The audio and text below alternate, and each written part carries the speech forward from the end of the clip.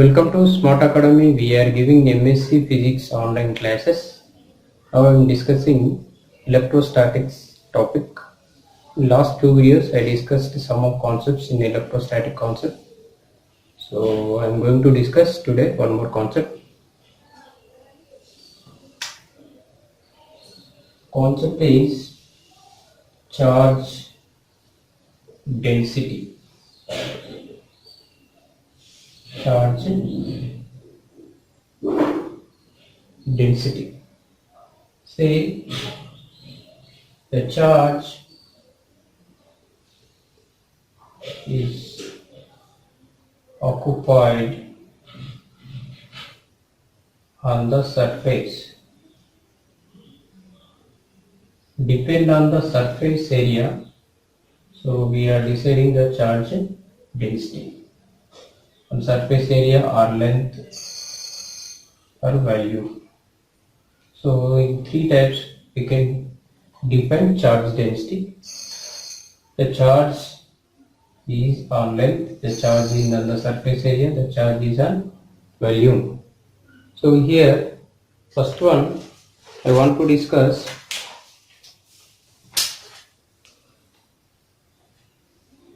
linear charge density.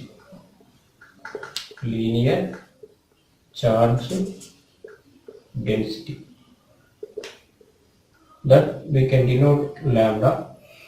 Linear charge density. So the linear charge density we can define like this: charge by unit length. For example, take a rod of length L. How much charge is on unit length of this rod? That means the charge density is the charge is in unit length. How much charge is there in unit length? That is charge density. So here the units for this one: coulomb per meter. Coulomb per meter. In 1 meter, how much charge is located? That is charge density. We are defining with lambda. The units for this one: coulomb per meter. This is linear charge density. Remember, for further we are discussing the problems. The concept is very important. Lambda equal to Q by L. We are moving one more. Surface charge density. Second concept is surface charge density. That is sigma. See here we can define the surface charge density Q by surface area. Surface area. See, we can define in unit surface area how much charge is located. That means there is sigma equal to Q by surface area. If you take any circular plate, how much charge is, the positive charge is there on the circular plate, how much charge is there in unit area. Here the unit charge by surface area, that is charge density, for the units coulomb per meter square in SI units. See, surface charge density we are defining with symbol sigma. The formula: charge by surface area, that is Q by surface area, that is unit coulomb per meter square in SI units. So this is second type charge density. One more, third type.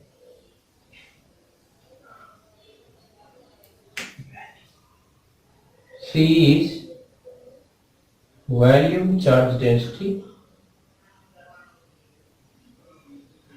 Volume charge density. So we can define with rho. So here volume charge density we already discussed two types. This is the third type, volume charge density. The definite in the name only, it is the volume is there. In unit volume how much charge is there? That is volume charge density. This concept for three-dimensional bodies. Three-dimensional body suitable this one. The body which is having length, height, breadth, which is having 3 dimensions, then volume charge density concept will come. That means rho equal to charge by volume. Charge by volume.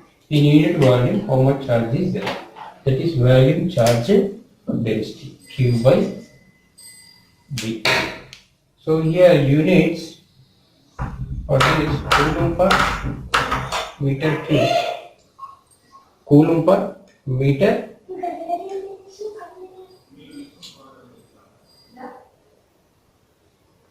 coulomb per meter cube. This is in SI units. If you go for CGS units, centimeter cube, CGS units. So here 3 dimensions. In 3 dimensions, charge density, that is volume charge density. That means rho equal to charge by volume, Q by V, units coulomb per meter cube in SI, coulomb per centimeter cube in CGS units. Is suitable for 3-dimensional objects. So here, so we can, if it is 3-dimensional, for example, take sphere. Sphere also 3-dimensional. Then what will be the volume density for sphere? We can write Q by total volume 4 by 3 pi r cube for sphere. So here, what is the object? The volume of the object. Just write here volume formula, charge by volume. That is volume charge density. So here we discussed linear charge density, surface charge density, next volume charge density. This is the concept about charge density. Next,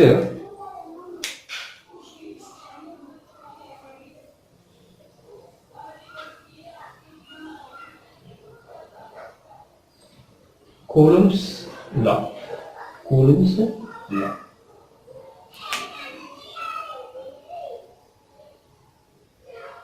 Coulomb's law.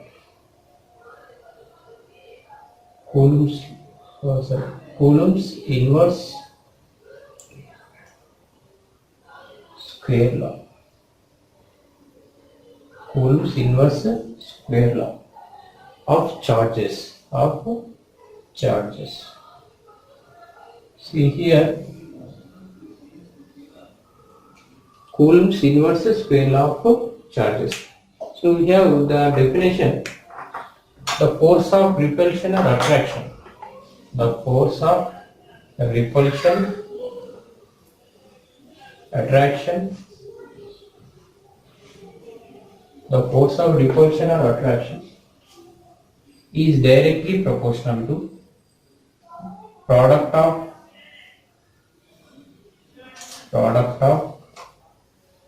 magnitude of charges, product of magnitude of charges. One more, the inversely proportional to the distance between two charges. Inversely proportional to square of distance between two charges. Here R is separation distance between charges. See here we have two equations here. F is proportional to product of magnitude of charges, inversely proportional to distance between two charges. For these equations I am drawing, this is the first one Q1 charge, this is Q2, the magnitude of first one charge, magnitude of second point charge, they are separated distance r. So the force of attraction or repulsion between these two charges, it may be repulsion or it may be attraction between these two charges, is proportional to product of magnitude of two charges, equation 1. Then force is inversely proportional to square of distance between two charges. from these two equations we can write like this Q1 Q2 by R square. So from this one F equal to, I am removing proportionally constant here, I am putting constant here, Q1 Q2 R square. So we got Coulomb's law, Coulomb's inverse square law of charges. So why we are calling here in charges? So we are taking charges only here, 2 point charges. So K is constant. Here K equal to what? K equal to 1 by 4 pi epsilon. Here 4 pi is constant, epsilon is permittivity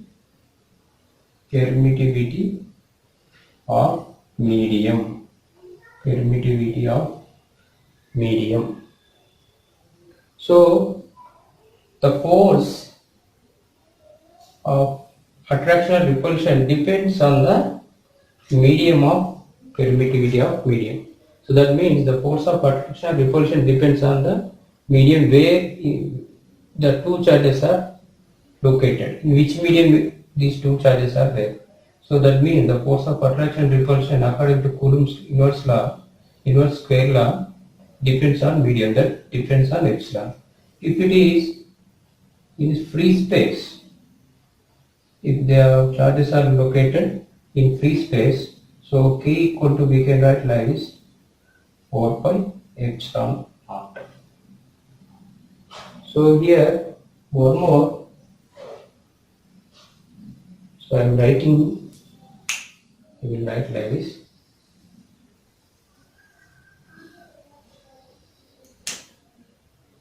Coulomb's inverse square law 1 by 4 pi epsilon Q1 Q2 by R square in a medium. So F equal to 1 by 4 pi epsilon naught Q1 Q2 by R square in free space. So we got these two here. Next, what is epsilon naught value? We have to know. So epsilon naught value 8.85 into 10 power minus 12 Coulomb square per Newton meter square. So this is the epsilon naught value in free space. 8.85 into 10 power minus 12 Coulomb square by Newton per meter square. So these units we can write from this formula. Just we check it here. F equal to 1 by 4 pi epsilon naught Q1 Q2 R square. Here epsilon naught equal to 1 by 4 pi F Q1 Q2 by R square. Here this unit is Coulomb square. This is constant, this is Newton, R square unit meter square. So I written free space permittivity value 8.85 in 10 power minus 12 Coulomb square by Newton meter square. Just remember for numerical problems. So I am going to discuss this. Say F equal to, this is a value 8.85 into 10 power minus 12. So we can substitute, if you substitute there, you will get 9 into 10 power 9 Q1 Q2 by R square. This is one more formula. So what we did here, just we substituted 8.85 into 10 power minus 12. Here free space permittivity I substituted, we will get 9 into 10 power 9 Q1 Q2 by R square. So that here 9 into 10 power 9, let it equal to K constant. So we can write this formula like this. First one, second one, third. K into Q1 Q2 by R square. So like this, Coulomb's inverse square law, we got three formulas. In different situations we can use these three formulas for